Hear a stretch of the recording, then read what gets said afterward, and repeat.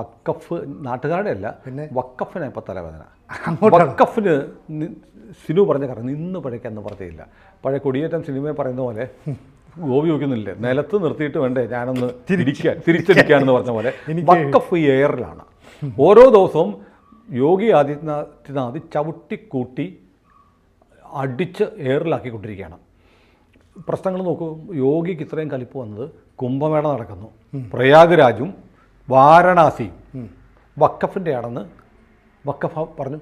ലോക ശ്രദ്ധ ആകർഷിച്ച ഒരു സ്ഥലമാണ് അല്ലേ? അവിടെ വക്കഫാണ്, വക്കഫിൻ്റെ ഭൂമിയാണ്, അവിടെ കുംഭമേള നടക്കരുതെന്ന് പറഞ്ഞ് കടലാസ് എഴുതി യോഗിക്ക് തന്നെ കൊടുത്തു. സുപ്രീം കോടതി കേസിന് പോകുമെന്ന് പറഞ്ഞു. അതോടുകൂടി എന്നാൽ പിന്നെ വക്കഫിൻ്റെ പണിക്കുറ്റം അങ്ങ് തീർത്തേക്കാന്ന് യോഗി തീരുമാനിച്ചു.